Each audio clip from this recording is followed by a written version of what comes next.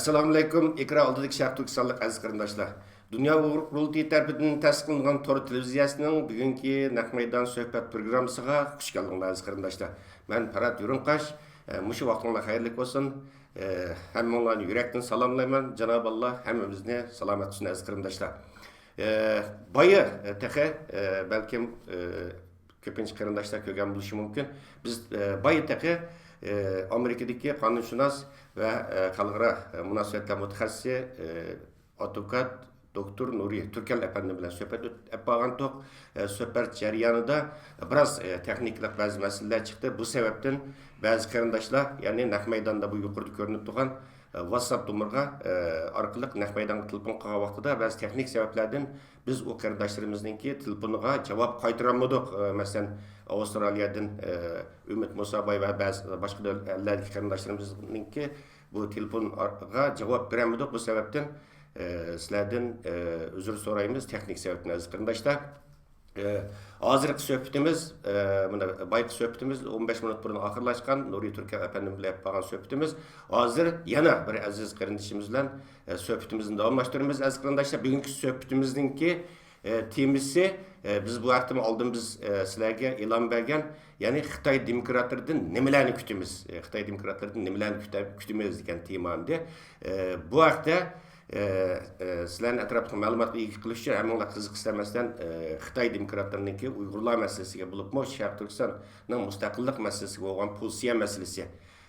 Hamda kelgusida masalan hozir kommunistik mustabid Xitoy hokimiyati oldirilib, uning o'rniga demokratik bir sistem, ya'ni demokratik Xitoylar hokimiyat peshiga chiqqan vaqtida ularninki Uyg'urlar masalasiga bo'lgan pozitsiyasi qanday bo'ladi? Bumi, ya'ni bizning qarindoshlarimiz jiddiy qiziqayotgan masalalarning biri. Bu vaqtda sizlarga atrofli ma'lumot berish uchun bu jihatda mutaxassislashgan bizningki Amerikada istiqomat qilib turayotgan Ilshod Hasan Ko'kböre efendimni bugun Ataydan istansiyamizga taklif qildik. Buni ekran oldida hurmatli Ilshod Hasan efendim Ataydan vaqtingizni chiqarib ziyoratimizni qabul qilganligingiz uchun sizga istansiyamizning nomini alayda rahmatimni bildiraman. Rahmat sizga. Xush keldingiz. Va alaykum assalom. Rahmat Farhat do'stim. Televiziyasiga rahmat. Ham ekran oldidagi barliq Sharq Turkistonlik Uyg'ur qarindoshlarga qalbimdan salom. Rahmat Ilshod Hasan efendim e'londimi berdik. Siz bugun so'zlamoqchi bo'lgan, ya'ni leksiya medayli so'zlamoqchi bo'lgan so'zingizning bugungi suhbatninki mazmuni boydab o'tgandek men Xitoy demokratlaridan nimalarni kutamiz? Nima uchun bu temani tanladingiz siz? Bugungi suhbat. Nayt yaxshi savol bo'ldi. Farhat efendim.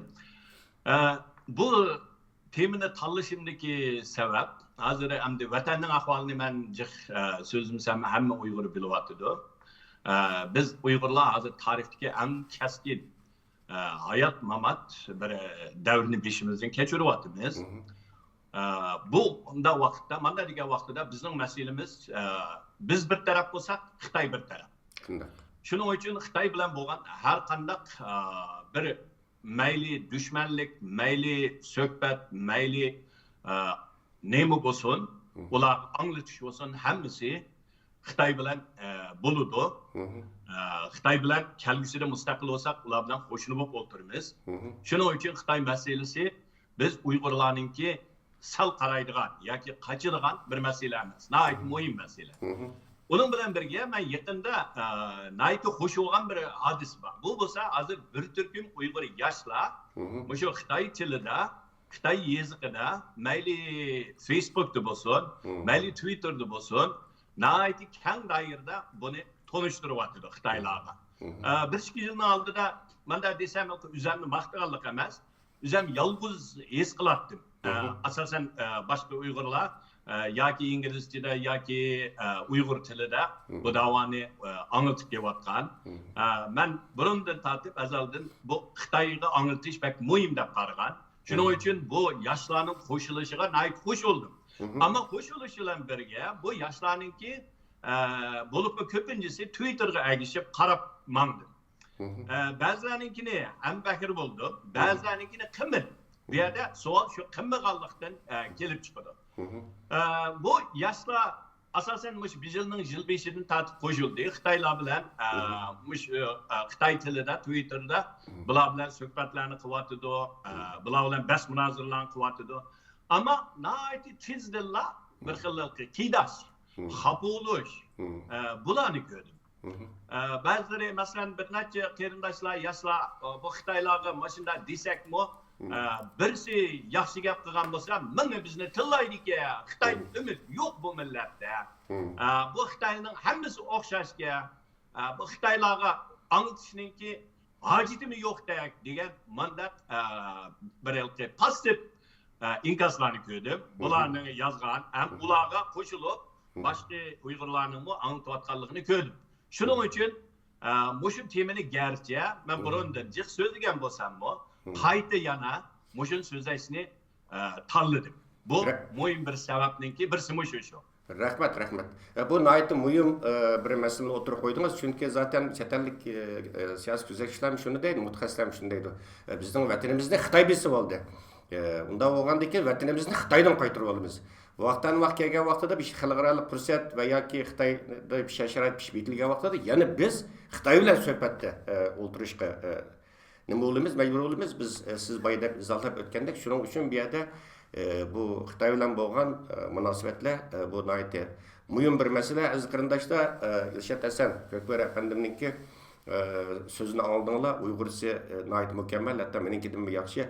Bize kiçikten Xitayca okugan, hatta Xitayning ulusu Şexanzıda okutucu olgan, Yazıgıda 8. diviziyasininki merkeze kiçikten Xitayca okugan ama özünün ana tilini nayet mükemmel derecede saklap kalgan, nayet yaxşı özünü anlap tudunlar. Onun ki İlşat Hasan efendimle avvalki bazı programlarda başka karındaşlarımız tanıştırıp öttü.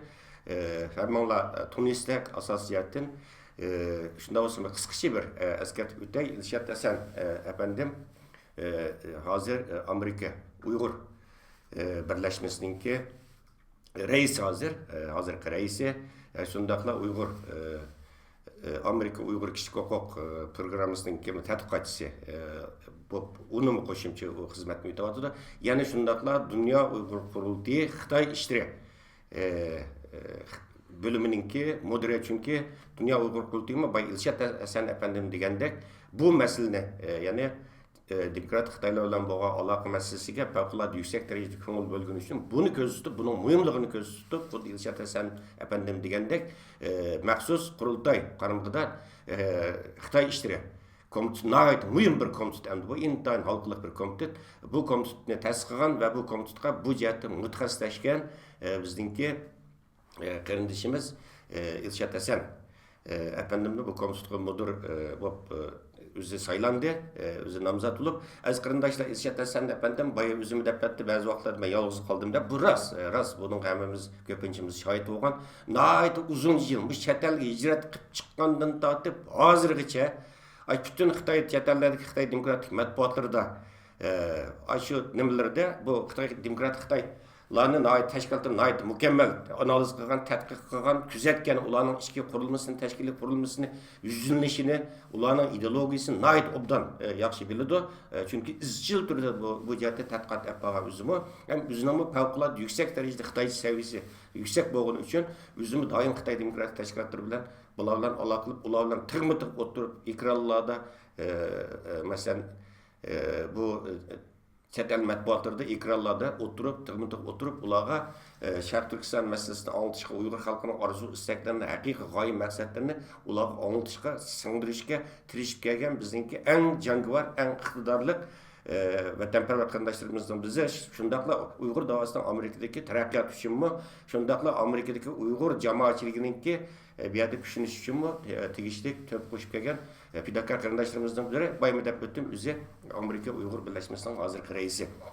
Xo'sh, bu shunchalik tunishtirib turaylik, inshaalloh buningdiki yana o'zininki chet ellik siyosat haqida tafsiliy bir ayrim biz suhbatlash imkoniyati bo'ldi albatta. Ilshad efendim şunu sormak sizin. Mesela ben şunu his kıldım işte terk çıkanlı 25 yıl yakın ben köprek alak kıldım bu Xitay demokratları bilen.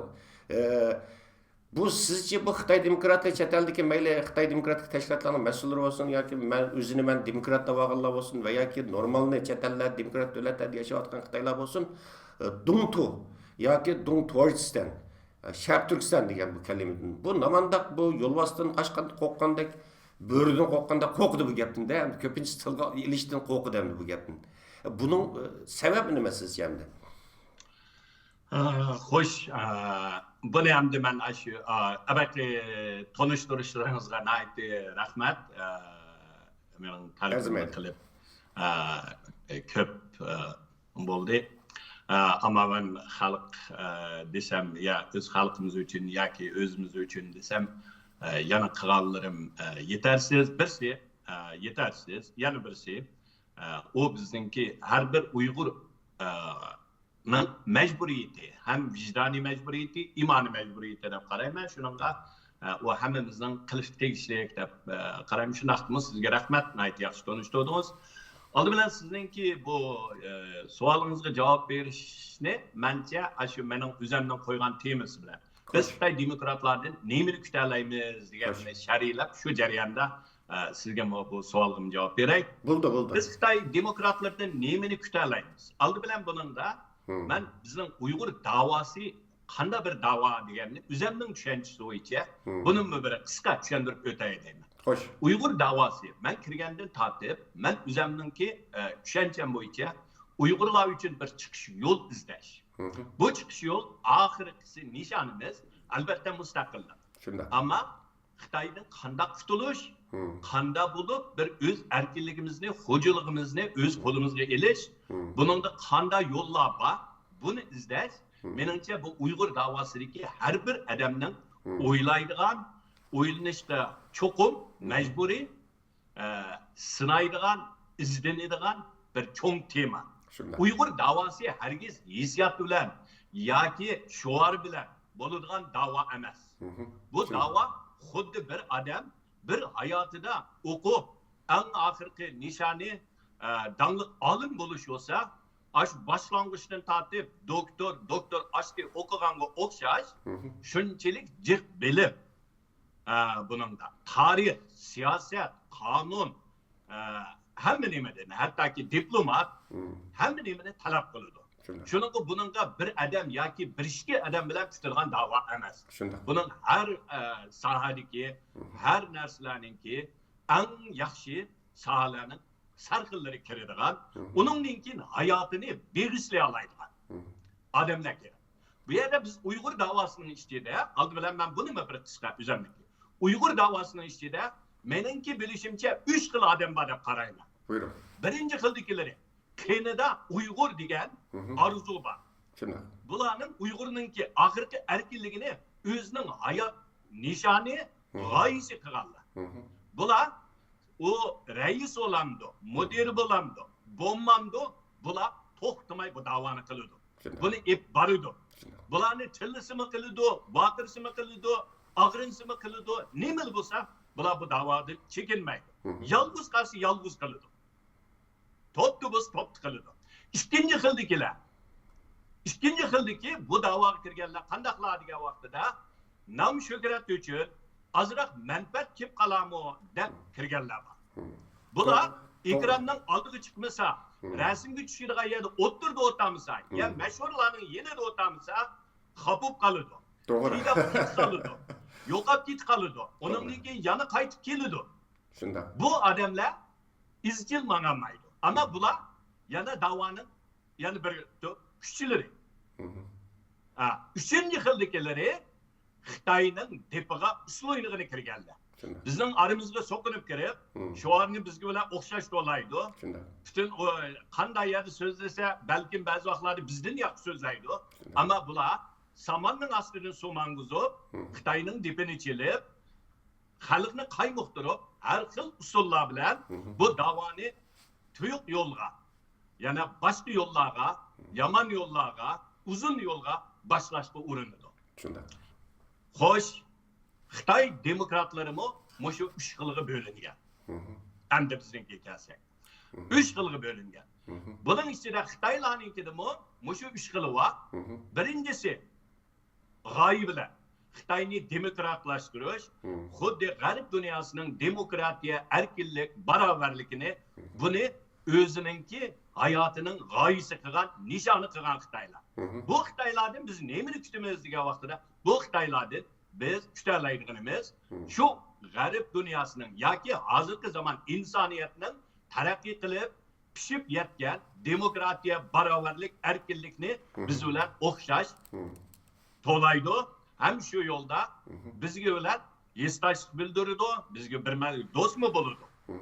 Ama bularning ichidimi Xitoyninki birligini qo'llaydiganlari bor. Xitoyning ichida mushu birlik bilan yana davomlashsa deydiganlari bor. Ama bularning g'oyasi asosan erkinlik, barobarlik, demokratiya. Shuni bularga biz idiy xizmat ishlash orqali, bularga biz tushuntirish orqali bizning o'xshamaydiganligimizni, mustaqil bo'lsakmi, biz Xitoyga qarshi emasligimizni bularni tushuntirib, bularni biz tarafda turadigan qila olamiz.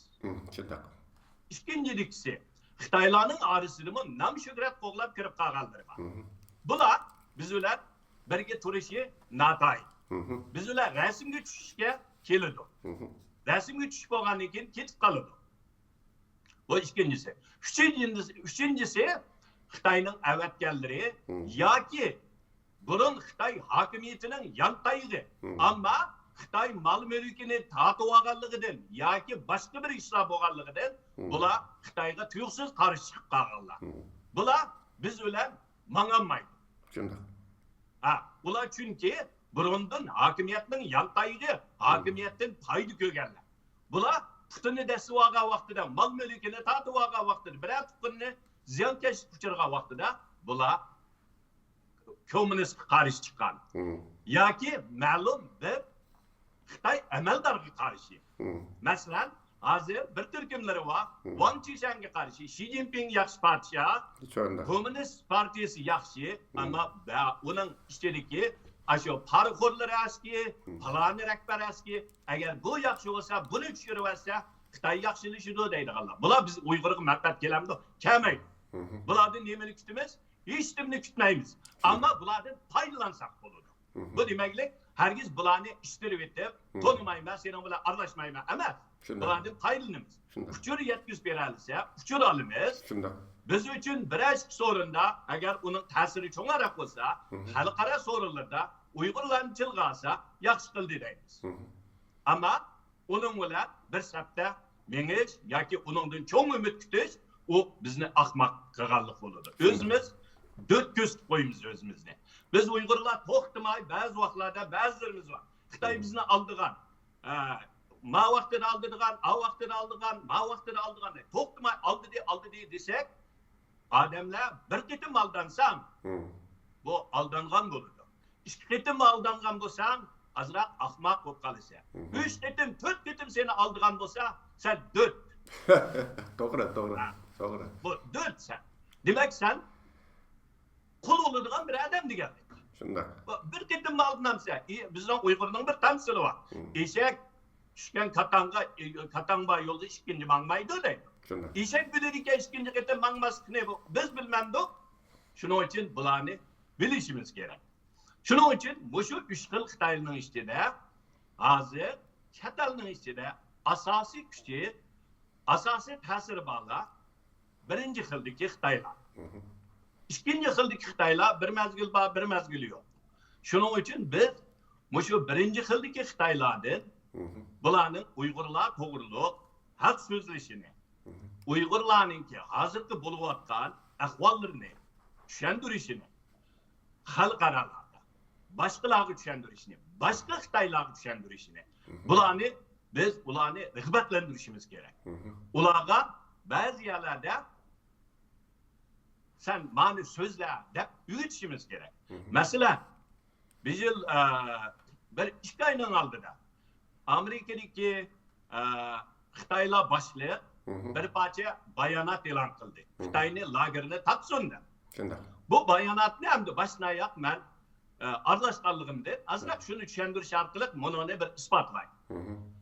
Ben en dastlapta daim Jangjiye degan bir qonun doktori bir Xitoy bor, shu meni to'liq ziyorat qildi. Shuni olay shu ziyorat jarayonida men Uyg'urlarning hozirgi kunini, ammo Xitoylardan ovoz chiqmaganligini buningga bir dedim. Degandan keyin Elshad, Amsa ikkimiz ham men buni qilay.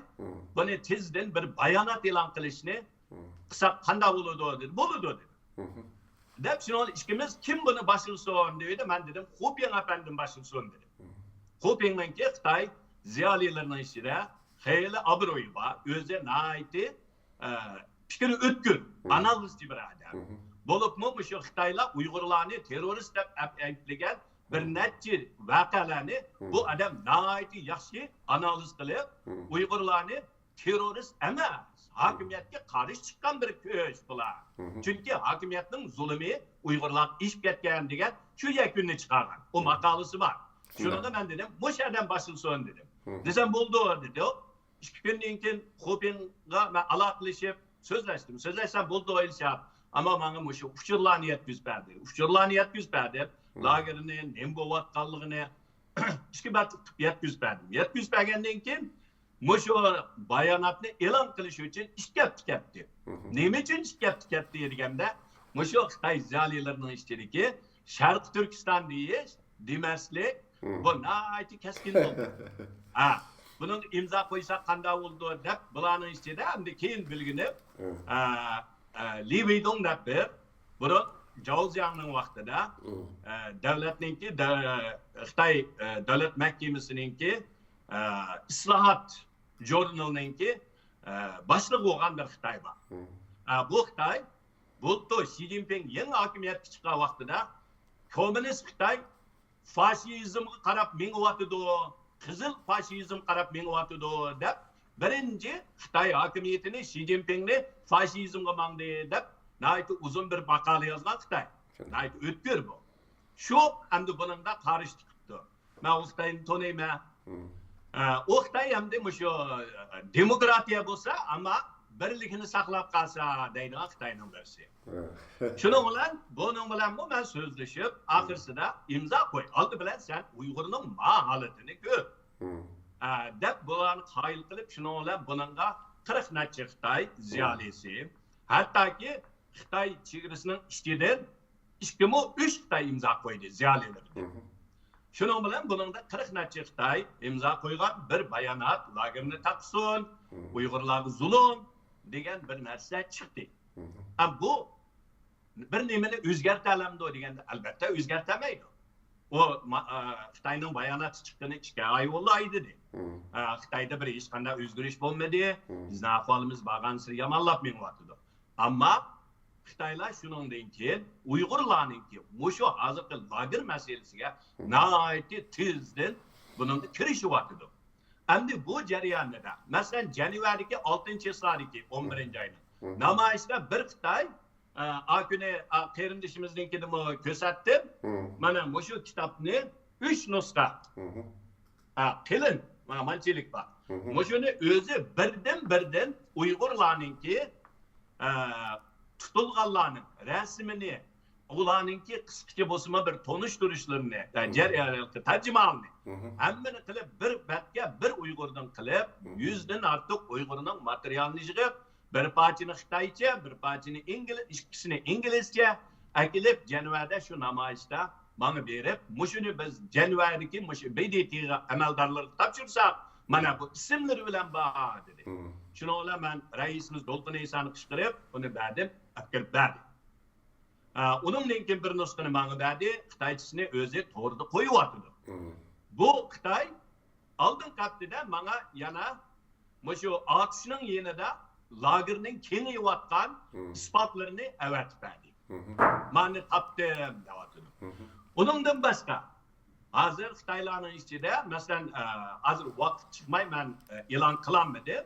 2009dagi 5-iyul voqeasida dan tortib 2010-yilgacha bu Xitoyning Urumchida ko'rgan, qatnashgan, hatto ko'chalarda qanday mukib turib, Uyg'urlarni o'tganlarni tutib, urib, ba'zilarini o'ltirgan, bir ota bolani to'nog'i silib to'ydirib atgan. Shu voqealarni yozgan xotirasini berdi. Bu menda deganda yana bir tarixiy isbotlar bo'ladi.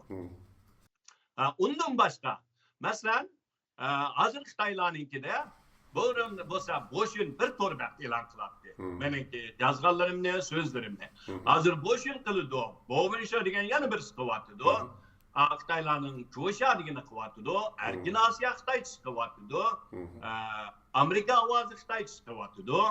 Bu demaklik Xitoylar buningga qiziqib qilyapti. Bunu hepinizde biliyordığum buldu. İlşat Hasan Efendim bayır mesela bazı cezalarlar meselesi Xitaylarning çıkargan kitabı mesela özünki şunçilik nimelerdir inşallah. Hem bunun kallamga yana bir ta'sir qilgan yeri siz dediniz unumli paylaşışımız kerak deb. Bunun yo'llarini nayt obdan analiz qilsiz. Va sen menga ta'sir qilganda shu bu yil 8-oyda Birleşken Devletler Teşkilatı irqiy ayrımçılık komitetininki yig'ini bo'ldi. Bu yerda Xitoyninki irqiy ayrımçılık meselesi bir yerden gözden geçirildi de bu yığında hem de. O aşağıda şu irqiy ayrımçılık qarshi turish komitetinin mas'ullariga ve raportmanlarga en qattiq ta'sir qilgan ularga bevosita shu Uyg'urlar masalasida Xitoyni qattiq savol so'roq tortdi u yerda. Hisob so'radi Xitoyni. Qattiq savol so'roq tortishiga sababchi bo'lgan bir doklad bor. Bu dokladni kim hazırlagan desangiz, bu dokladni bir Xitoy hazırlagan. Bir shu nimadagi Markaziy Janvadagi bir kishilik huquq tashkilotiga ishlayotgan assistent bo'lib ishlayotgan bir Xitoy maxfiy bizning xo'tangichi berib butun jazolarni tasqatdi Qashqar tutilib qolgan jazolarning hammasini ko'z bilan ko'rib nada qanchalikning bor bozorning ahvollari lagerning o'rni bu kelgandikan akilib buni doklad sunibdi u doklad shu irqiy ayrımçılık qarshi turish komitetiga sunildi bu nihoyatda cho'ng aloqa ta'sir qildi deb desangiz Xitoy yozgan ham Uyghur yazganını zaten Xitoy rad qildi o yerda. Dünya Uyghur Qurultayının dokladını. Bu teröristlerin dokladımız itiraf qilmaymiz. Bular zaten to'qib chiqqan hammasi hikoya. Biz e'tibor olmaymiz. Sizlar bizning vatanimizning bo'lib chiqib ketishga urinayotgan milliy bo'lg'ichlar terroristlarning gapiga ishinib bizni so'roq tortyapsizlar dedi. Ammo u yerda Xitoyninki dokladini tilga oldi dedi. Men Xitoy yozgan bir doklad bu hamda.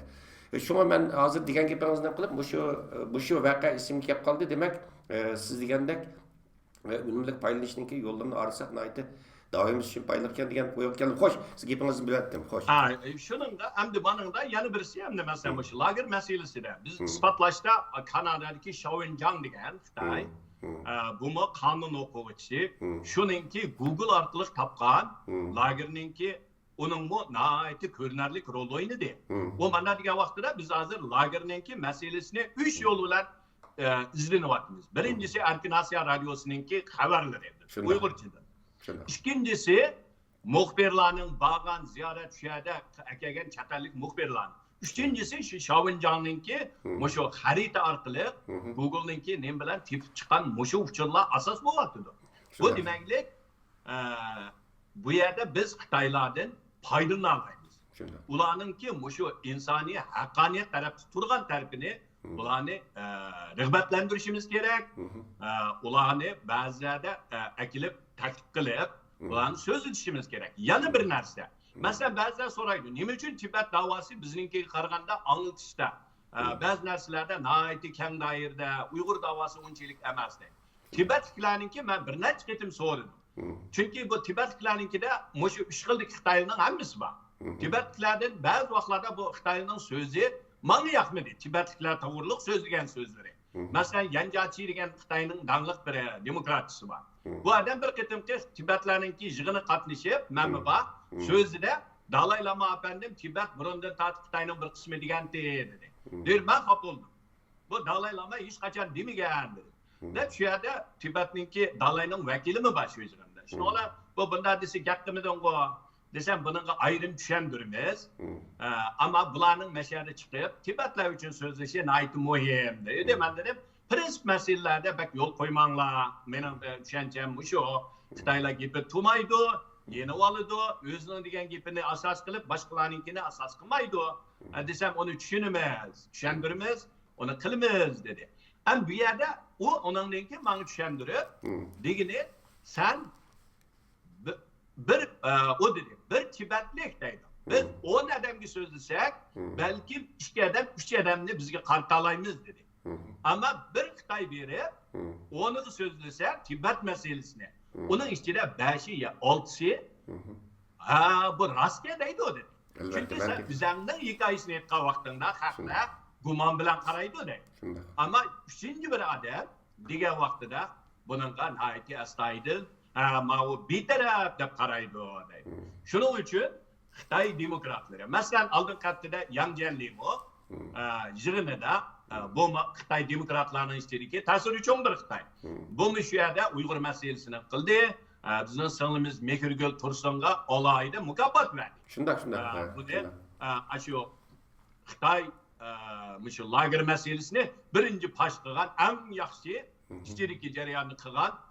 Shuning uchun buni mukofotlaymiz deb kongressning ichida bu Xitoyning tarafidan berilishi bu nihoyatda bir cho'ng ish. Shunda e'tirof qilganlikda hamda bu jazolar masalasini. Bu nihoyatda ta'siri cho'ng bo'ldi. Undan keyin shu kuni tushdan keyin Wei Jingsheng, buni hammamiz bilamiz, Xitoy demokratlarini. Uning yana bir kongress ayolga demokratiya qo'g'dug'ichi degan bir mukofot berish murosim bo'ldi. U yerga berib men so'zladim. Uyg'ur masalasini shu ayolmi shu yerda men so'zlab qo'ygandan keyin u ayolni chiqib mukofotni elish jarayonida yana dedi Beijing efendim dedi. Shuning bilan u yerdagi yana hozir muhim temaning birisi yana shu Uyg'ur masalasi bo'ldi. Bu demaklik biz bulardan foydalanishimiz kerak. Aslanla qiyilmasligimiz kerak. Albatta bunun jarayon ketadi. Endi bu yerda bu jarayonni tushuntirish orqali sizning abayq savolingizga Sharq Turkiston degandan qachondir deganda qachidi. Men eng dastlabda xuddi siz degandek hijratga chiqiblar Amerikaga keldim, Xitoy demokratlari bilan aloqalashib, mushlar bilan har qanday leksiyalarda, yig'inlarda, muhokama yig'inlarida so'zlashib boshladim. Agar shu videolarni aqtirib ko'rsa, eng dastlabda Xitoylar chiqanchigan, men Sharq Turkiston desam, biz Xinjiangdaymiz deb, bu yerda oldida menmo endi chiqqan vaqtim nihoyatda g'azab bilan bular bilan naq maydonda tutishib, hattoki ba'zida vaqirashlar bo'ldi. Nihoyatda xeyli kaskin tasqaldik, hamda og'zimizni buzmadik, ammo shu yerga berib qolaydi. Ammo asta-asta tadrijiy holda hozir Xitoy demokratlarining ichida xeyli bir turkumlari Sharqi Turkiston, yana Dong Tujistan deydigan bo'ldi. Buni Davidov o'sha Xitoychada bir narsani askartib qo'ygan bor. Paradyon Qash efendim. Bu bo'lsa biz Dong Tujistan deylik. Dong Tujistan. Dong Tujistan emas. Bu to'g'riliq men bir parcha maqola yozibmi, buni sharhladim. Menimki buningda asosim Dong Tujistan desak, Turkiyaning sharqi degan bir ma'noni beradi. Xitoyning da'vatini bular Turkiya bilan birlashib bir cho'ng davlat quramiz da'vatidir. Xitoy fuqarolariga. Biz buni desak, naq Turkiyaningki sharqi degan bir ma'noni beradi. Ammo turkolog deganda Xitoylar tuji shu deydi. Shunda deydi. Hargiz Turki shu demaydi. Shunda. Turk tilini Turki deydi, ayadikini.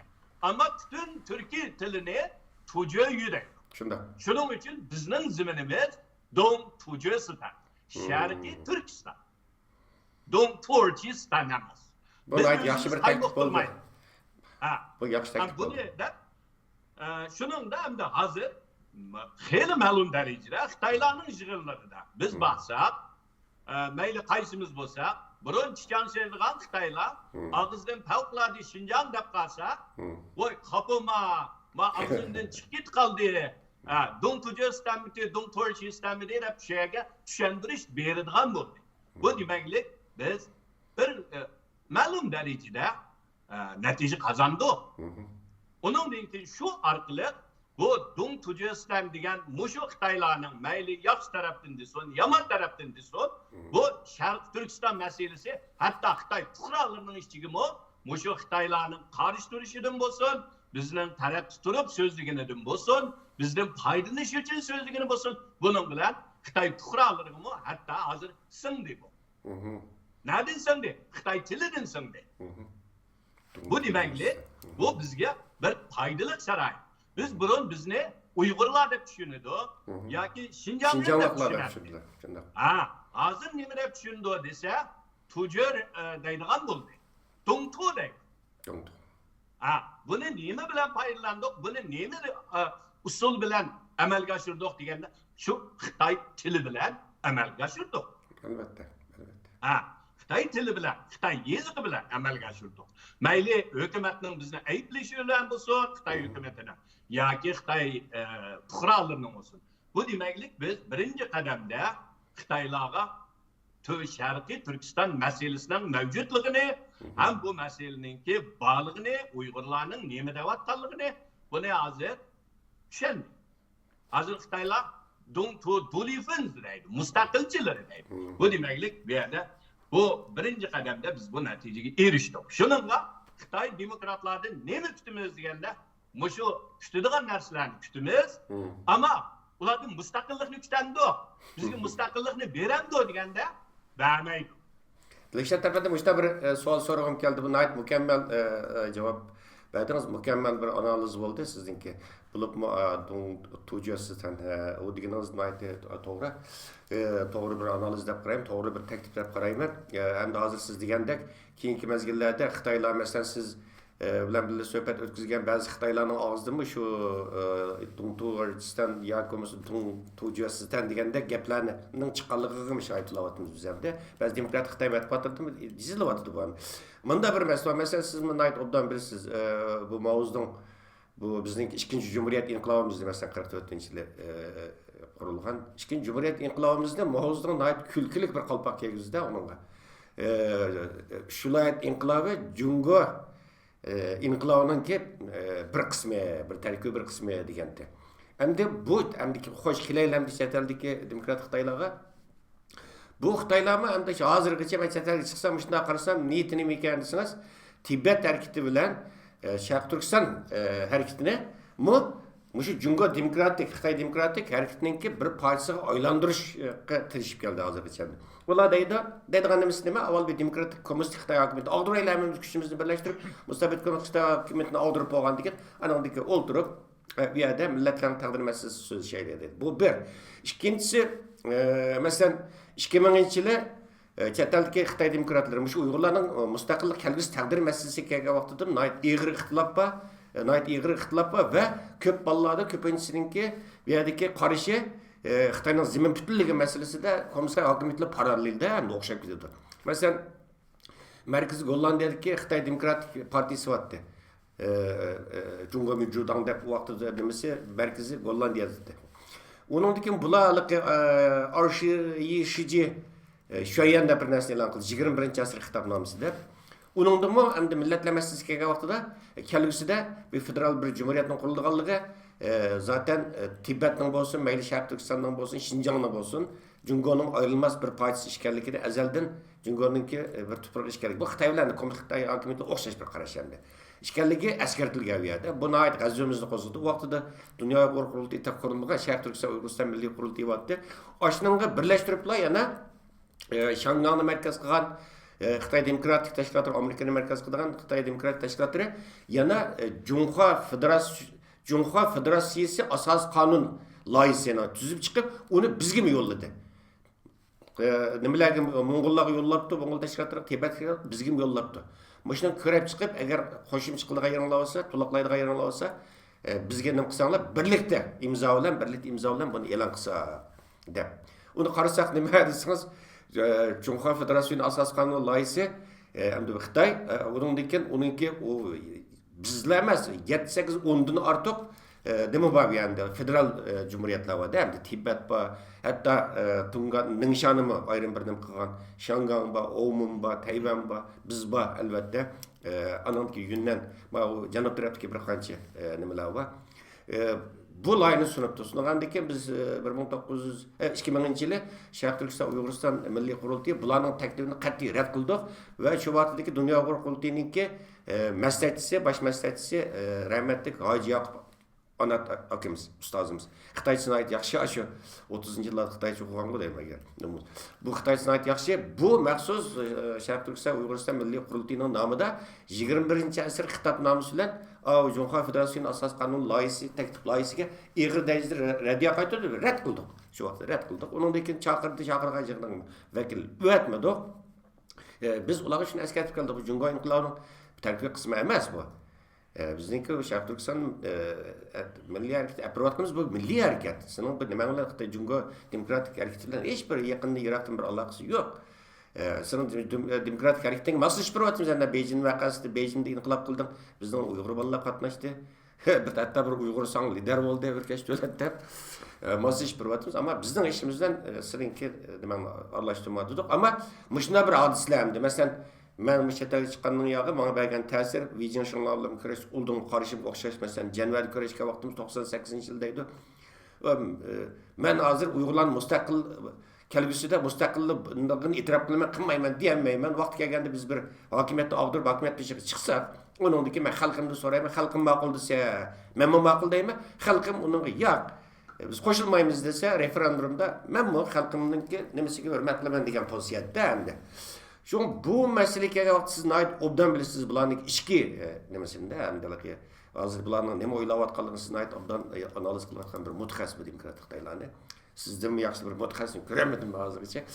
Mushu masalaga niyati nima bo'lgan sen kelgusida bir nima Xitoyda rasmiy hokimiyat olmish rejim olmashdi deydilar. Bu mustabid kommunist Xitoy hokimiyat oldirib demokratik bir Xitoy nimasi keldi. Kelgan vaqtida bularningki niyatim qanday qilay yana shu burunqi strategiya takrorlanma masalan xuddi Mao'dan o'xshash Jungoyinqilabning bir qismi degandek kelgusida bu Xitoy hokimiyat peshiga chiqqan Xitoylar Mao'dan taqlid qilib bizning mustaqillik harakatimizni Jungoyinqilabning bir parchasi deb qalpoq kiygizib qo'yish ehtimoli bormi bu yerda?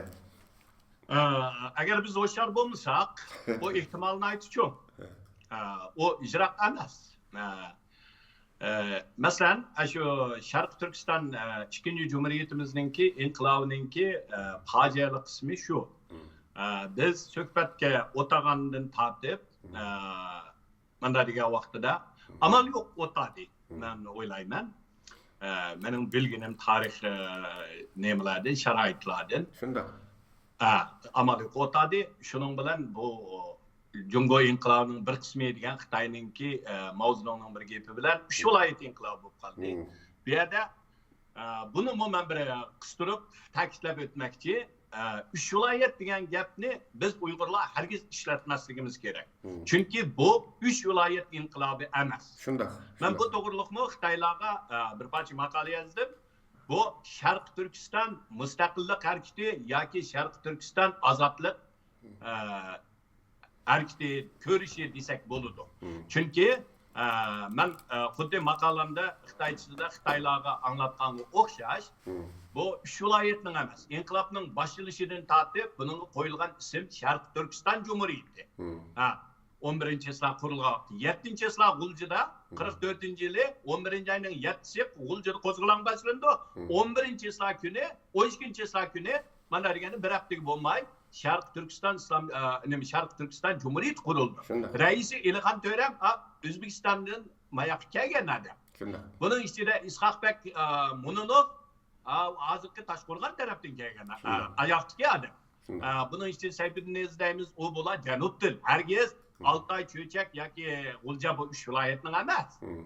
Shuning uchun bizning og'zimizdan 3 viloyat degan narsa chiqmasligi kerak. Shunda. Bu birinchi. Xitoylarga anglatgandim bu mustaqillik. Endi xo'sh, bu Xitoylar nima deydi deganda Xitoylar albatta buning hamda bir misol keltiraman. Talat efendim. Xo'sh. Nima deganda bir yilning oldida mening bir do'stim menga azroq pul seninkida turib tursa deb dedi. Mening hisobatimda 1 yil turdi. 1 yil turgandan keyin bu xeljiq bo'lamdi, 10 mingga yaqin dollar. Voy, aka, yil pulni chiqarib beramsiz dedi. Da o hisobatimga qarab yiqib 10 mingni chiqarib olsam, nayt ozib qoladi ekan-da o hisobatimdagi pul. Shunlar xeyli bir xil bilma, o mening pulim emas. O haq menga amonat qo'ygan pul. Berib o'tishim kerak. Shuningga berdim bu pulni, ammo shu yerda rahatsizlik bormi desam, rahatsizlik bor. Yanchiqda 1 yil turgandan keyin to'yga seningda o'zingnikidek bo'lib qoldi. Bunday to'g'ri. Bu bundan deganda hayotda turmushda bu insonningki hissiyoti, tuyg'usi. Biz real kerak. Hozir bizning zamonimizni Xitoylarmi xuddi shunga o'xshash yanchiqda sevag'iniga xel bo'lib qoldi. Shuning uchun uni har qanday bir Xitoyning siyosatini shu zaman men meni desak yanchiqdan yaqqmayla chiqarib beramda, yo'q.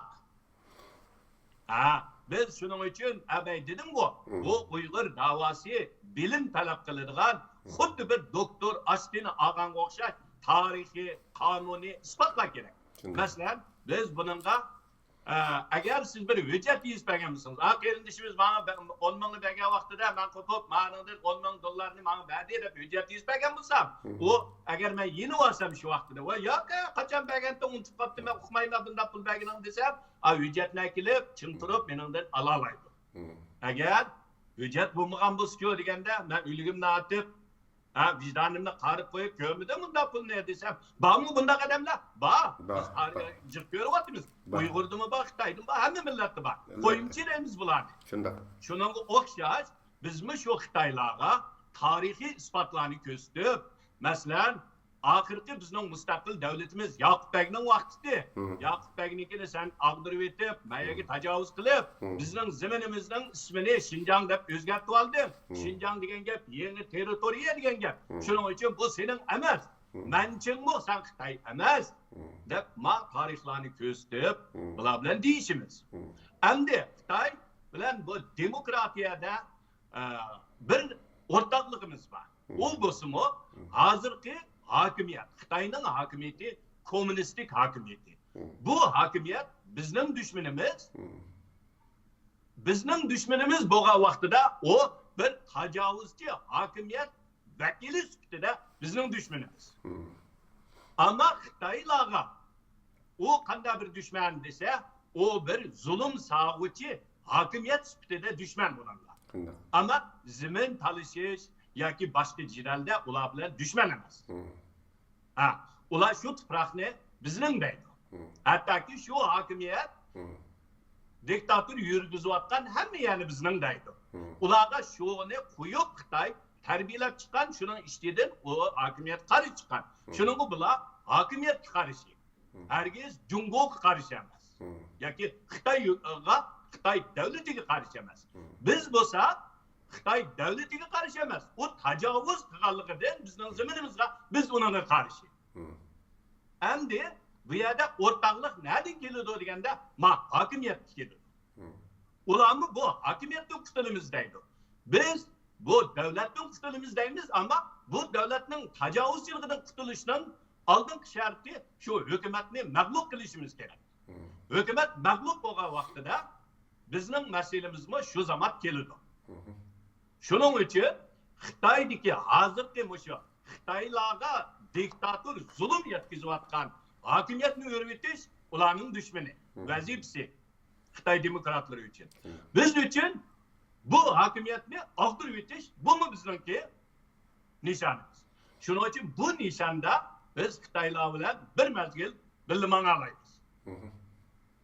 Ama bu hokimiyat o'rilgandan keyin, abayman degandek Xitoylar mayli qaysi bo'lsin, masalan men Yang Jianli bilan jiq paranglashgan. Eng dastlabda bu har doim Xinjiang deb turib oladi. Men har doim sen Sharq Turkiston deyishing kerak desam, nima deydi desam, boshda degan gaplar aniq mening kallamda bor.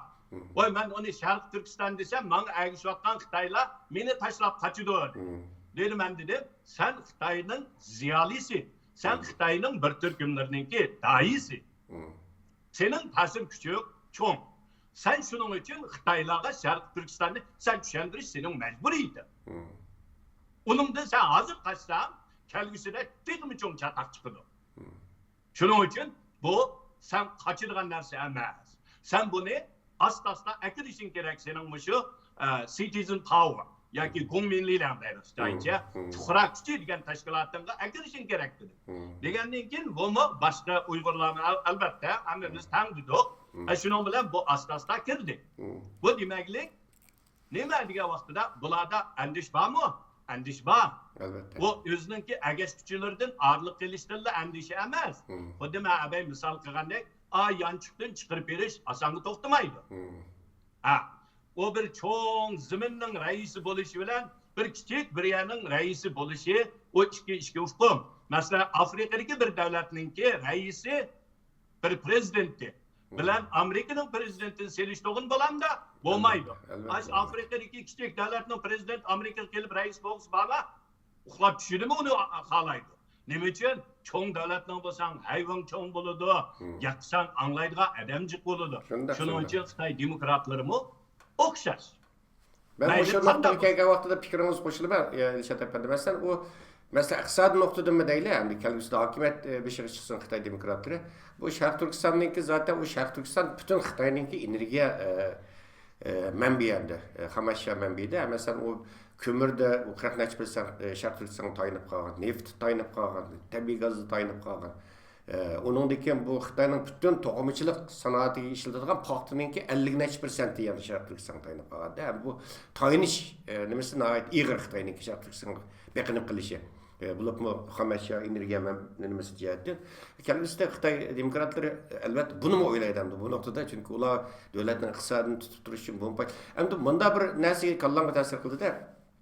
Balkim bu bir ro'yi ideologiyalik bir masala bo'lsa kerak deyman. Pixsik bir masala bo'lsa kerak deyman. Bir qancha qatim Xitoy demokratlarining yig'inida qatnashdim. O'tganda Stuttgart Germaniyaning Stuttgart chaqirilgan Xitoy demokratlari 4 taraf bir birlashma yig'inni chaqirdi. Chaqirganda qurultayda meni o'tdi, bordim. Bu yerda meni diqqatimni qo'zg'agan narsa aşağıda bu hozir Xitoy demokratik tashkilotining ichida rahbarlik hay'atida vazifa olayotganlar ichida Xitoy xristian din muritlari, papazlarning soni ko'p ekan. Masalan, Fransiyadan kelgan aşağıdaki Xitoy demokratik nimasi papazga shu nima xristian murit ekan. Ammo o Hristiyan muritleri bilen adetki normal mesela Buddhist Xitoylar otursa bu ideologiya jihatdan farqi bor ekanda. Mesela ma Hristiyan dinini itiraf qabul qilganlar papazlar bular biz sizlar Sharq Turkiston mustaqil bo'lish kerak. Sharq Turkistonning mustaqilligini qo'llaymiz deb aytdi. Ham da boshqa Xitoylar oldida. Boshqa nima Xitoylar gap qilmay jim turdi. Buning sababi nima? Bu balki mingischilik masalan çoğun Xitoychilik ideyasini butunlay diniy e'tiqodning butunlay uning egallab ketganligining sababi nima sababdir masalan bu? Xitoyninki ideologiyasi men oldin ketim pirayi qeyindishimizningida so'zlagandim dedim. Madaniyat masalasi bor bo'ladi. Madaniyati nihoyatda asos qismi bo'libmi shu Confucianism deydi, Kongzi nazariyasi bularninki asosiy hayotini tangshaydigan narsa, bir nazariya, xuddi bir din o'xshash bo'lib qolgan. Buningda nihoyatda chirik bir narsalar nihoyat ko'p. Buni o'zgartmasa, buningga bir tanqidiy bir narsa ipamg'icha menimcha Xitoylarda cho'ng o'zgarish bo'la olishi noto'g'ri. Shuning uchun bu yerda hamda biz Xitoylarninki mayli o demokrat bo'lsin, buddizm bo'lsin, buddistlar, xristian bo'lsin. Masalan, men xristian mushu Xitoylar bilan paranglashdim. Hatto ba'zi guruhlarda qattiq kaskin tutishdim.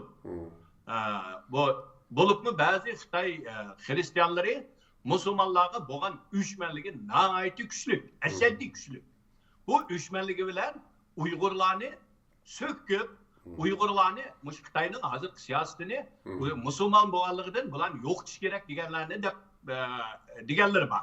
Shuning bilan men ularga dedim. Mening o'zimning ko'z qarashimni Xitoylarga anlatdim xristianlarga.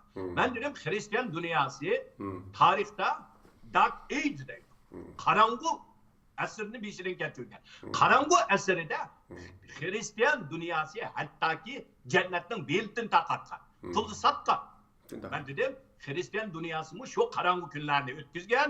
Fransiyada hatto yeza qo'l o'xshamagan Hristiyan guruhlari bir-birini qirg'inchilik qilib qolgan. Bu demaklik har qanday e'tiqodda uningki radikal qismlari bo'ladi. Mening bu yerda endi demoqchi bo'lganim shuningga bu Xitoyga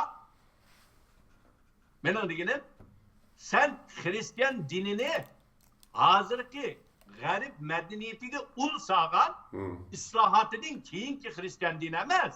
Sen o qarang'u davrdagi Hristiyan dinini qabul qilibsan. Sening Hristiyan dining xato Hristiyan din. Deb shu isbotlar bilan unga ko'rsatdim. Bu yerda mening buni demoqchi bo'lganim hargiz Hristiyan dinini manda deganim emas. Har qanday e'tiqodning o'zininki mantiqsi bor. Shuning mutlari uchun u muqaddas. Men buni hurmat qilaman. Ammo bu yerda mayli Xitoy xristianlar bo'lsin, mayli Xitoy buddistlar bo'lsin, kommunistlar bo'lsin, demokratiya bo'lsin, yoki e'tiqodsizlar bo'lsin, hammasi xuddi men abay deganga o'xshash bu yanchug'idan chiqarib berish undan oson bo'lmaydi. Endi buni qanday qilamiz degan vaqtida biz mangırgan yerde billi mangımız. Aşu nişanlığa yaktıca. Ahırsığı bağa vaxtıda biz Xitayning kanidin İslam'da aşu rehberlerininki. Yaki ular bilen başka usul bilen biz şu Xitay komünistleri aldırılgandan keyin biz qandaq xalqaro siyosetini, xalqaro vaziyatni, uningda qandaq foydalanishni, qandaq ishlatimiz, u yanala bizning aql parastimizga, bizningki shu vaqtdagi qo'llangan tadbirlarimizga, bizning shu vaqtdagi rahbarlarimizning, doiralarimizning tafakkur, o'tkirligi, diplomatiya, qonuniy saviyalarga, siyosat qilish saviyalariga shuningga bog'lanadi. İlşat efendim, bunu ait doğru dediniz, ait doğru bir analiz, mükemmel bir analiz değil mi? Ülkeş efendim, bunda bir mesele var. Bizim bu Uygur Milli Hareketi'ne rahatsız kılavatkan siyasi faaliyetçilerimizde biraz bir yaran kılavatkan bir nokta var. Mesela sizce, siz bu Xitay demokratlarının işki ahval, Xitay'ın vaziyetini obdan bilirsiniz. Uygurlarınki, bazı Uygurlarınki veya ki Uygur siyasi faaliyetçilerininki muşu Xitay demokratik hareketdeki qatnaşışı. Uçuğurak degende milli hareketini özüne kaçırıp, özüne Xitay demokratik hareketininki bir partisi karşı ve Xitay demokratik hareketi üçün palet yapırışı nokul aldı da hem de. Bu sizce doğru mu? Çünkü hem de yaptığı vaxtıda hem de bu bizninki hem dostumuz, kardeşimiz Tayvan'daki ürkeş devlet. Belki siz mağayın yapsam tanışsınız. Hem de ürkeş devlet meselesi var. Ürkeş devlet metken Germaniya keptiken. Paranlaştık, uzun mondaştık. Çatalga çıkanı yak öpküsüp yapmak mağattım degen demeydi bizim kardeşimiz. Öpküsüp koymadık onu. O Uygurca bilmeydi, o bu degen yalgan hem de. O bütünler özünün məqsədini ravuz kuturalay, çakçakları var da. Uygurca məqsədini kuturalıydı. Hem de ürkeş kimlerle çok paranlaştık.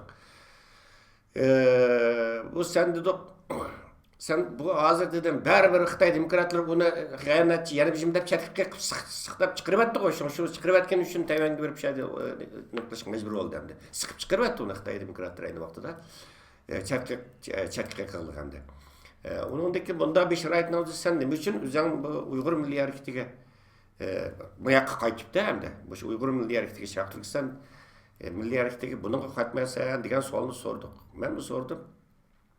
Bergen cevabı deydim ben Cungo Demokratik İnkılabı'nın bir cancısı ben deydim. Ben Cungo'daki bir milletten emez bütün Cungo'daki bütün 1 milyar 200 milyon halkınınki erkinlik ölük için kıraş kılmaya ben internasyonalizm şey deydim. Bu demezinde ötmedi hem de bazı siyasi faaliyetlerimiz biraz kapı oldu ürkeştin deydi. Sen şu vaxtda şu 89 yıl 90 nimaga chiqatar qaytib chiqqan vaqtında nayt mashhur danglik vaqtında şu vaqtda o'zingning Uyg'ur ekanligini e'lon qilib, o'zingni shu Uyg'ur milliy mustaqillik harakatiga olgan bo'lsang, bu hozir Sharq Turkiston davosi hozir endi xalqaralashdi qo'tiga. Bundan 20 yil burunlar bu Sharq Turkiston davosi xalqaralash bo'ldi. Sen nurg'un yaxshi fursatni Uyg'urlar uchun, o'zingning millat uchun xizmat qiladigan nayt obdan fursatdan qochirib o'tding deydi. Og'rinishim bor endi. Bu meselede biz sizinki fikringizni anlamam geldi. Bu meseleye qanday qaraysiz endi? Bu qiyin bir savol bo'ldi. Har bir insonninki o'zininki biz deymiz hozir erkinlik, barobarlik davatimiz, kişilik hukuk davatimiz. Ben aldan ketim pirayi terinişimizdeki kişilik hukuk doğruluğuna azırak toxtaldım. Kişilik hukuk degendinki prinsipi nima degan vaqtida erkinlik. Bu erkinlik nemini talab qiladi deganda negiz yerida erkin o'zininki irodasini ifodalash huquqiga ega bo'lish kerak. Shuning uchun biz erkinlikni talab qilganlar albatta har bir shaxsninki o'zining tanlashiga yo'l qo'yishimiz kerak, unga hurmat qilishimiz kerak. Evet. Kurash davlat, o'rkash davlat demokratiya Jungo'ninki vakiliman degani to'g'ri. Bu chiqqan vaqtida shu demokrat Xitoylarning daisi bo'lib chiqqan. Shuning uchun bu izchillikda mengib o'rkash agar bu men Xitoy demokratiya harakatininki daisi shuning uchun bu Xitoyning birligini qo'llaydi demasa, bu bizning Uyg'ur qahramonimiz, u bizning yana davomli bir jamchimiz. Bu yerda Xitoy demokratlarning ichidami bundaq bir odamning bo'lishi biz uchun nihoyatda muhim. Qaysi jihatdan muhim degan vaqtida erkinlik, barobarlik dunyoning iqimi. O'rkashning Xitoylarning orasidan yetilib chiqishi, Xitoylarga to'nilib, shu demokratiya harakatining daisi bo'lishi bütün dunyoga Uyg'ur millatining erkinlikni so'yadigan, erkinlik bu ufqunda tushunchasining qanchalik kuchliligini, qanchalik qobiliyatli ekanligini bütün Xitoy dunyosiga, bütün dunyoga o'rkash eng dastlab ko'rsatdi. Bu nuqta to'g'ri. Bu tarixiy roli biz Uyg'urlar uchun nihoyatda shonli bir baxt bu. Shu nuqtada o'rkash davlatninki o'zining irodasi bilan shuni tanlagan bo'lsa, u shu o'rinda turib, yana Uyg'urlar uchun gapsa, uning gapi yana o'xshashlar nihoyatda muhim salmoqni egallaydi. Garchi biz ba'zida qaraymiz, o'rkashni Xitoylar chiqaryapti yoki amal yo'q, ayar qoldi, yolg'iz Uyg'ur bo'lganligidan deganimiz bilan yana Xitoyning ichida bu o'rkashni nihoyatda qahramon ko'radigan, nihoyatda agishadigan zo'r bir turkumlar bor. Men 3 yilmi 4 yilning oldida Nyu-Yorkda musho 4-iyul o'quvchilar harakatini xotirlash bir faoliyatiga qatnashdim. Shu yerda o'rkash davlatmi bor? Shu yerga berib Xitoylar o'rkashni degan nihoyatda qahramonlik, shu yangi kelgan yosh o'quvchi Xitoylarmi o'rkashni shunday cho'ng bilib, uning rasmga tushirganga yugurib, talishib ketganligini ko'rdim o'z ko'zim bilan. Demak, mayli Xitoy uni qanchalik bir turkumlar uni ayblasin, uni batnam chaplab undagi mandiga desin, ammo yana Xitoylarning qalbida o'rkash Xitoy demokratininki bir simvoli, bir qahramon. Shuning uchun u bizning qalbimizdami, ya'ni shu qahramon, shu Uyg'urlarninki qobiliyatini namoyon qilgan bir qahramon. To'g'ri. O deydi siz degandek, meningki Xitoy demokratlarininki ichida shu siz degan pozisyonda, siz degan sifatda turishimni kelgusida Uyg'urlar uchun kelgusida zo'r foydasi bo'ldi deydi siz degandek deydi. O endi esim keldi deydi. Men kelgusida hamma ular bilan suhbat qilsa deydi. Xitoy demokratik hokimiyatlar deydi. Qavaqsin mening aşağıda turib, sizlarning bu Uyg'urlarning gapini qildigan bir odamning oyog'ida bo'g'ini foydasi bor kelgusida dedi hamda bu gapni qildi, yerim chaqchaq yerim. Nima? Xo'sh, bu nihoyat yaxshi bir analiz bo'ldi chunki. Ya uningda hamda mashada qistirib o'sda, bu nihoyat muhim o'rkashning ashu degani shu roli. Nima uchun degan vaqtida biz mana o'ylaylik. Ham qalam, ham alam ko'rishini qilib, bütün hayotini Uyg'ur mustaqilligi, erkinligi uchun beg'ishlagan Muhammad Emin Bug'ra efendim, Aysa Yusuf Aliptekin efendim, Mesut Sabri efendim, 3 efendim, Gomindan'ın hükümetinin içinde baştan ayak bu zamanın ismi Şarkı Türkistan, bizninki milletimiz Türk milleti, itikadımız İslam, bizler okşamayız, biz müstakil buluşumuz gerek de Xitoyning kongresining içinde şu vaqtdagi Gomindan hükümetine şu yerlerde bulan dedi. Hatta O'rta Osiyodagi bir mashhur inqilobchimiz necha yilning oldida o'lib ketgan. Shuni yozgan Mesut Sabri efendimni aslayman deganida yozganida oxirgi qismiga kelgan vaqtida masalan 49 deyman 48-49'ları Mesut Sabri efendim Sharq Turkistonga rais bo'lgan vaqtida shu vaqtida hükümetke talep qilib bu yerni Şinjan demayli Sharq Turkiston yoki Jungo Turkistonni deyli deb shu vaqtida hatta shu ruxsatni elib Xitoydan ko'zini yumadigan qilib shu yerda Sharq Turkiston degan bu atalg'ini Xitoyning hukumat hujjatlarining ichiga akirgan. Bu nihoyat cho'ng ish. Albatta. Biz hozir Xitoylarni Sharq Turkiston dong tujasidan degizganimizga nihoyat xeyla avarchiliklar bilan buni bir turkumlarni qayil qildik. Ammo Mesut Sabri efendim shu vaqtida chunki bir zamandan o'z ismi bilan atilishi uni nihoyat cho'ng farqlantirdi. Siyosiy jihatda buning o'rni bak muhim. Shuning uchun Xitaymi Sharq Turkiston desa, o'lgicha buningda qachuda qo'qidi. Nima uchun? Uyg'urlar nayt ko'p kitoblarni yozdi. Men Xitoycha o'qiyman. Nayt jiq kitoblarni yozdi. Bizning vatanning tarixini o buni sharhlab. Ammo Xitoy ta hozirgacha Muhammed İmin Buğra Efendim'den Sharq Turkiston tarixi degan kitobni qat'iy nashrdan chekladi. Shu kitobni boshqalarning tutdi desa, o kitobning ismi Sharqiy Turkiston. O kitob hargiz Xitoy bilan bizning munosabatimizning yo'qligini shu tarix orqali sharhlagan. Shuning uchun bu yerda o'rkash davlatning shu Xitoyning ichida turib o'z deganga o'xshash, agar favqulodda biz Xitoylar bilan suhbat kuchib qolsak, ularga bu manda ahvolda ichidagi bir odamning deyishi bilan sirtidagi dushman tarafning deganidan uning unumi cho'ng bo'ldi. Shuning uchun men O'rkash Efendimninki shu o'rinda o'z irodasi qolgan bo'lsa, shuningda turib davomli bu rolini o'ynashi, men unga hurmat qilaman, ham cheksiz hurmatim bor. Rahmat İlşat efendim. Ahırda soraydigan sualım şu, çünkü vaktimiz biraz yaklaşıp kaldı. Birazdan kenar aldı. Dünya Kurultayı'nın bir yığını var.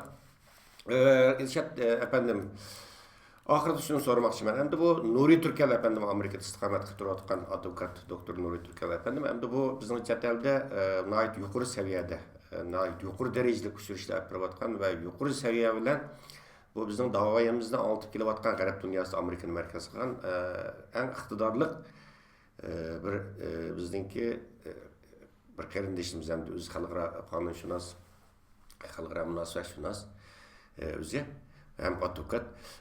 Yaqinda masalan bir televiziya programmasida yuqori saviyada yapilgan bir suhbat jarayonida qilgan ba'zi so'zlarni bu yerda buning xarakterini olsun, shaklini olsun burmalash ve buna sebep tutup, bağını kıtırıp, umumimizlik Nuri Türkel efendimle karşı ictimai taraflarda kampanya yapış ahvalları görüldü hem de. Siz bunu kanda karşısınız mesela, sizin Amerika'da yaşayacaksınız.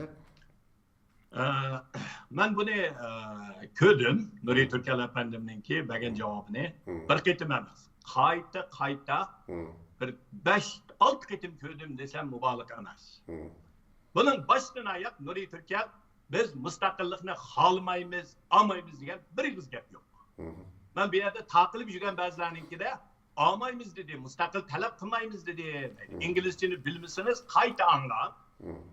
İngilizchani menimcha lug'atni ko'rib turib tushunmay, İngilizcha shu muhitni, qaysi so'zni qanday ishlatishni o'rganib, uningdan keyin so'zga atrofli bir baho berishni o'rganishimiz kerak. Her qanday bir tilninki o'zininki oq ko'rinishi, madaniyati bor. Shuning uchun o so'zni ishiltish, shu so'zning egisi ham mahiri shular buni yaxshi ishiltalaydi. Bu nuqtani olib aytgan vaqtida, shu chet el davosida ingliz tilida hozirgacha nayki yaxshi davoni atrofli siyosun, xalqaro siyosun saviyada ep berayotganlar burun Alim Seyitov batdi. Ama o Rabiulga başlık bo'lganligidan hozir uninki ba'zi cheklimlarga uchraganligidan jiq anglatamayapti. Ma'ishki yil mushu keskin vaziyatda Nuri Türkel efendim İngilizcede en yaxshi anglatayotgan Uyg'ur ziyolilari hem siyosatlarimizdan birisi. Bu qonun o'rganganligi Nuri Türkel efendimninki İngilizcede javob berishiga naiti yig'inchoq, naiti ixcham joyiga gapirib deyishida naiti muhim. Bunu başka hozirgacha birazimiz bunun o'rnini to'ldira oladigan saviyada shaxsan men emas. Men inglizchani bilaman. Ama Nuri Türkel efendimning saviyasiga gapira olamdim, yo'q, men gapira olmayman. Buni e'tirof qilishimiz kerak. Buni e'tirof qilishimiz kerak. Shuning uchun bu so'zida Nuri Türkel efendim naiti yaxshi dedi. Masalan, birinchi qitim so'rg'a vaqtida mustaqillik uchun kurash qilyapsizlar deganda, hozirgi masala Uyg'urninki lagirdagi Uyg'urlarninki mavjudiyat masalasi, bularni qanday qilish masalasi. Bu qolgan narsa hozir unchalik nima emas degan shu ma'noda bu yerdagi hozirgi vaziyatni tushundirdi. Ikkinchi qitim so'rg'a vaqtida yana ta'kidlab, bo'libmi hozirgi vatandagi mushu vaziyatda birinchi qiladigan ishimiz lagerning ishtiriki, Uyg'urning mushu mavjudligini qutuldirish. Chunki bir millatning mavjudligi bo'lmasa, qolgan gapdan hech kim gap ochqini bo'lmaydi. Bir ochqagan, bir hatto ochqagan o'lay deb qolgan odam yo'lda uchrab qolsa, sizning qo'lingizda bir parcha zag'irnan bor. Siz oldida zag'irnan berib, ani qutuldiramsiz yoki turib to'g'on, men uyimga berib, qo'loyitay, qo'y so'yib kelay deb uni saqitib qo'yamsiz. Yo'q. Oldida shu zag'irnanni bir-birinanni berib, o odamni tirildirsiz. Uningdan keyin uni uyingizga olib berib, uy separamsiz yoki bat qo'loyitib beramsiz, uni qilasiz. Hozir Uyg'ur, lagerdagi Uyg'ur eng xatarda. Qanchalik odam qirildi, men uqmayman. Biz uqmaymiz. Ama o'lyapti, qirilyapti. Bu bizni qo'rqitadigan narsa ma'u Uyg'urning mavjudligi. Uningdan keyin bir qarindishimiz deydi, gap o'ynatqicha. O'tul desi bo'lmamdi deydi. Men deyman, siyosat nima degan vaqtida siyosat gap o'ynatish yo'q. Albatta. Siyosatlar ko'mi qara desa, qanda qara deydi desa, ko'mirang deydi. Zo'rlikka vaqtida ko'mi deydi, ammo nima qara deydi, ammo qari desa, apsiz o'qagan vaqtida ko'mirang deydi. Buni biz o'rganishimiz kerak. Bu yerda men Mao Zedong'ninkini misolga kelay. Jallatnikini. Masalan, Mao Zedong 48-yili bir parcha maqola e'lon qildi.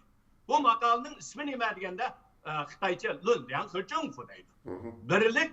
Birlashma hukumat to'g'riliq nazariyasi deydi. Buningda nima deb yozdi deganda Mao Zedong deydi, Kuomintang hukumatini ag'dirib olsak, biz shu demokratiya partiyalar bilan, demokratiya zotlar bilan birlashib bir Amerikada demokratiya barobar mushunda bir hokimiyat quramiz. Jungo xalqi barobarlikka erishadi. Nima uchun bir partiya diktator bo'ladi? Nima uchun Kuomintangni so'raydi bizni? Ikki partiya bo'lsin nima bo'pti degan mushu nimalar bilan qayli qiladi Xitoylarni. Shuning bilan butun Xitoyninki demokratiyani yaqilgan va shu vaqtda Kuomintang hukumatiga norozi bo'lganlar hammasi Mao Zedong tarafga o'tdi. To'g'ri, bu demokratiya quradi ekan. Birlashma hukumat quradi ekan dedi. 49-yili qurilgan vaqtida qurdimi? Qurdi.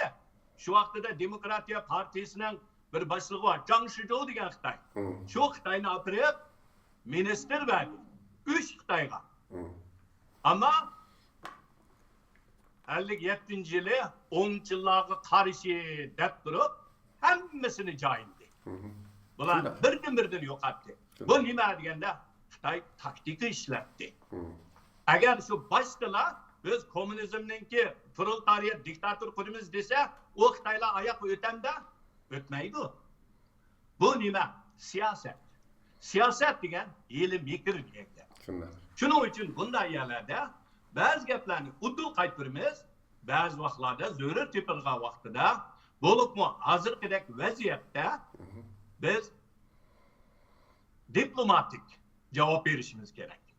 Buni u hargiz Nuriy Turkal o vatanni siyatgani yo'q. Nuriy Turkalning mening bilishimcha dadisi doktorxonada.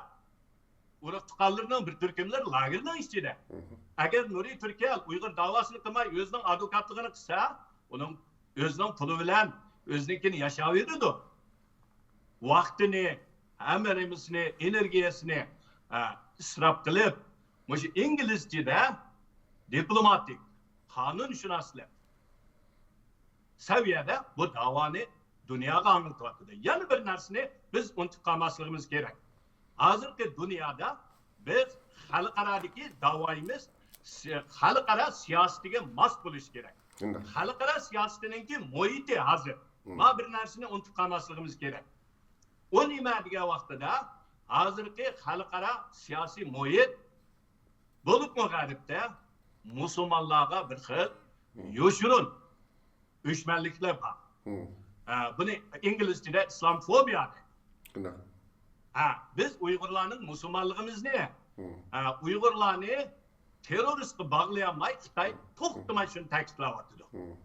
Biz ba'zi vaqtlarda hissiyotimizga tayinib bir ishga gapni qilib qo'ysak, Xitoy shuni apirib ishiltib, mana bular manda bo'lg'ashqa, masalan hozir Xitoy bir parcha maqola e'lon qildi.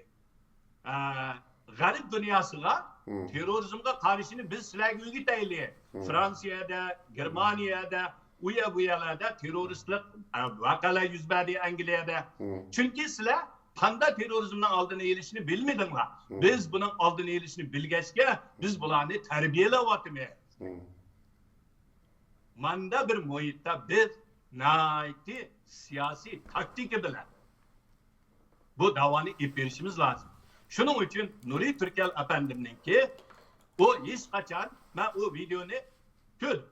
Hech qachon bir yerda biz mustaqillikni talab qilmaymiz demadi. Bu yerda oxirsida tarixdan tortib Uyg'urlar political autonomous social right mushularni talab qilib keldi dedi. Bu political autonomous deganda inglizcha lug'atdan yaxshi izlash kerak. Bu siyosiy xo'jadorlik, siyosiy o'ziga ega bo'lish huquqini talab qilyapti deydi. Bu huquq bu avtonomiya emas. Avtonomiya desa buni u Xitoyning qurpagan avtonomiyasi o'ylama. Uning inglizchadagi ma'nosi uningdan kam. O o'zanga o'zang ega bo'l degan gap. Buni mahkam doirada tushunsak, Nuriy Turkal apandi uniga javob berdi. Uningdan keyin dedi, jamiyatdagi butun huquqiga Uyg'urlar ega bo'lish kerak. Uyg'urlar insondek yashash huquqiga ega bo'lishni shularni tarixdan talab qilyapti deydi. Talab qilyapmiz-ku. Shundoq. Buningda hech qachon biz talab qilmagan yerimiz yo'q. Endi men bir uch narsa bilan tugatay. Mushu jiq odamlar bir gap bo'lsalar avtonomiya dedi, u bu deydi. Yoqubek Zozongtan Gansuga kelib bizning vatanga kirishning oldida Yoqubek Angliyaning elchisi bilan ko'rishib, Xitoyga deyishga o'tirg'i tushishni talab qildi. Bu Yoqubekning kitobini o'qisin bilmoqchi bo'lganlar. Men buni yag'andan to'qimayman. Shu yerda Yoqubek deydi, men Xitoyning bir qismiga e'tirof qilay, Xitoy partiyasini e'tirof qilay, men uning qo'rchoq mayadagi boshqarib bergan adimi bo'lay deydi. Bu nima? Avtonomiya. Dalay Lamaning so'rayotgan avtonomiyasi. Uningdan keyin uch apandim. Gomindan hukumatidan so'rag'in nima? Muxtariya. Yuqori darajalik muxtariya. Bu nima? Avtonomiya. Ularmi Mamtimin Bug'ra apandim qon kesgan, ikki inisi o'lgan, shu jang maydoni shahid bo'lgan. Ham qalam ko'rishib qolgan. Li Dongfang degan Xitoy bilan tarixni bu zamonninki ayrim Xitoy bilan o'xshamaydiganligini bilmamda Mamtimin Bug'ra apandim biladi. Ama şu şarait Mamtimin Bug'ra apandim, qolgan Mas'ud Sabri, Isa Yusufov Tekin apandim bularninki shu hukumatdan oliy muxtariya talab qilishni shu muhit, shu yerdagi sharoit bularni majburladi. Uningki uchinchisi 30 ming muntizim armiyasi va Sharq Turkiston hukumati. Manas daryosida askarlarimiz 30 mingga yaqin askar yotdi. Bular oxirsini berib, 11 bitimni tuzab, Ahmad apandim shu hukumatning muavin raisi bo'ldi. Bu nima? Avtonomiya. Ama o avtonomiya o'xshamaydi. Shuning uchun avtonomiya desalar, voy vatanni satdi. Satdirak nima bor bizda? Vatan Xitoyning Amerikaning uyini pulga setib o'tiryapti, vatanning zaminda emas men satdirak. Satdisam satdirak nima yo'q bu yerda. Bu yerda biz undaq hissiyat bilan bir da'voga to'k qo'shayotgan, vaqtini isrof qilayotgan, yanchug'idan pul chiqarayotgan bir shaxsini bir yig'iz gapi bilan uni atrofliq tushunmaylar, uni ayblash, uni xoin deyish, undaq hattoki ba'zilarninki og'zini buzib haqoratlash bu vijdonsizlik bo'ladi. Bu tuzkorlik bo'ladi. Biz o'zimizning qahramonlarini, biz uchun ish qilayotganlarni qadrlash, hurmatlashni o'rganishimiz kerak. Rahmat Dilshod apandim. Nəhayət güzel bir söhbət oldu. Siz degan bu tema, mesela Xitay demokratlarını nima kutamiz degan tema siz bugün oturup koygan. Bu nəhayət çoğ keng dengizdek bir tema hamda. Tatılsak çıkıyor bunun içinden. Bu nəhayət hakikaten çoğ tema. Bu çoğ temanın nəhayət ixcham, güzel tilla bilan, nəhayət mantiqli analizlar bilan bunu cevap veriştiniz. Hakikaten ben ekranda oturan bütün kardeşlerimiz vakalten sizge tekrar minnettarlığını bildirme. Elbette muşu umumun temini çördüğü asasda bunun diye. Neydi? Ferhat efendim. Hoş. Minut. Ben yani bir muşu nemige bir izah verip üç geçişini halayım. Hoş. Ben sorgum keldi muşu o bunu ayıplavatkanlarını. Dalai Lama müstakillikni halmamda müstakillikni halaydı. Elbette, elbette. Bunu ben aldık ketimde bir sözlüdüm. Dalai Lama 1973 yılı muşu hazırki otur yoluna çıkardı.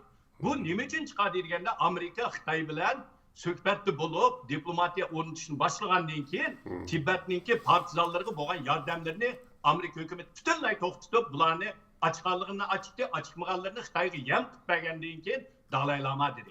Dalai Lama'nın maqsadi nima? Dalai Lama'nın maqsadi Tibet milletinin mevcutligini saqlab qolish dedi. So'zlarini yaxshi anglaydi. Mevcutligini, medeniyetinin birligini saqlab qolish deyapti. Bu yerda bu deganlik hargiz biz mustaqillikni xohlamaymiz deganlik emas. Buningga yana bir misol qisqa. Temir Dağı'nın Sovet 91-yili g'ulg'andan keyin bizning bir cho'ng tarixchi ziyolimizni uyiga chiqargan. Bu ziyoli shu Sovet g'ulg'a vaqtida naq Moskvada. Qaytib kelgandan keyin Temir Dağı'nın bu efendimni taklif qilib, uyda tamoqni yeb bo'lib, azroq mangayli deb raislarning qorasida manga vaqtida Xitoy katibini aql tashrif etib, bu tarixshunosimiz bilan so'ragan savoli, buni mushu tarixshunasimiz men o'z deb berdi.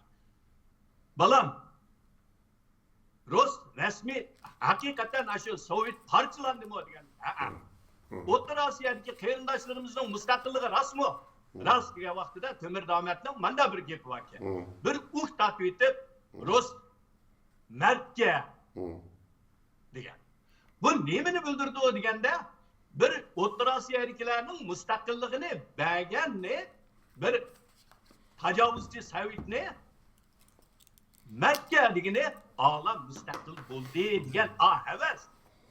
Demak, biz ayblayotgan shu avtonom rayonninki xoin deganlarimiz yoki vatanni satdi deganlarimiz, manfaatimizni satdi degan Temir Dağı'ndak bir shaxsning qalbidimi shu mustaqillikka bo'lgan havasining borligi shu so'zdan chiqib turadi. Bu biz uningki qilgan ishlarini emas, demak har qanday bir Uyg'urning qalbida bu mustaqillikka bo'lgan arzu, bunu qo'g'lishish, buning bo'lgan havas hammadamda bor deb o'ylayman. Uyg'urning hammasida bor. Ammo ba'zilar umidsizlangan, ba'zilar Xitoyni cho'ng bilib ketgan, ba'zilar bo'lsa qaymoqqan, setilgan. Shuning uchun bu bundan voz kechadi. Ammo biz Uyg'urlar bularni men misol keltirish hargiz o avtonomiya deb deganim emas. Shunday. Men Xitoylarni da'vatman. Şahsen benim tallaydıqını müstakil. Çünkü tarih qayta ispatledi. Müstakil bulmak için bizim takdirimiz özgermeydi Allah. Ama bu müstakilni qandaq amalga oshirish bu siyosatga bog'liq. Bu siyosatni biz yaxshi bilishimiz kerak. Bu siyosatni o'rganishimiz kerak. Rahmat. Rahmat İlşat sen Kökber efendim nəhayət güzel bir yaxşı sözüldüğünüz bugün hakikaten nəhayət təsirlik ve real, hakikaten intayında real. Zaten bizden İlşat Esen Kökber efendim bizdenki en realist, aktif, realist bir siyasi faaliyetçilerimizdenki birisi. Özümü her zaman özünü ıslah qilib turgan, yengilab turgan, zamanға mos plan program bilan dava etib turgan bizdenki iqtidorli siyasi faaliyetçilerimizden biri. Az qarindoshlar, avval İlşat Esen efendimni alayda rahmat aytaylik. Ekrandagi bütün qarindoshlarimiz vakolatda İlşat sizga qayta rahmatimni bildirib, inshaalloh buningdan keyingi suhbatlarimizda yana siz bilan ko'rishib turamiz. Sizga xayrli kechlar tilayman, chunki Germaniyada biroz kechib qoldi. Tilay qatim ko'rishimiz xudoyim bilsa, xayr xo'sh. Hammalarga rahmat. Ekran oldidagi qarindoshlar vaqtni sarf qilib tinglab oxirigacha chilganliginglarga rahmat. Gaplar ortiq bo'lgan ayollarni kechirsizlar. Hammalarga rahmat. Tarat Yurunqash efendim, sizga rahmat. Rahmat. Assalomu alaykum. Ekran oldidagi Sharq Turkistonlik aziz qarindoshlar. Dunyo Uyg'ur qurultiyi tarafidan tasdiqlangan To'g'ri televiziyasiningki bugungi naq maydon suhbat programmasini mishada oxirlashtirmoqchimiz. Aziz qarindoshlar, biroz burun Amerika Uyg'ur jamiyatininki raisi Ilshad Hasan Ko'kböre efendim bilan Xitoy demokratlaridan nimalarni kutamiz degan umum tema ostida biz suhbat qildik. Şunun bilan bu qatim suhbatimizni mishada oxirlashtirmoqchimiz aziz qarindoshlar. İnşallah kelar qatimliq suhbat programmamizni ko'rishaylik. Ko'rishguncha omon bo'ling. Hammanglarga xayrli kechalar.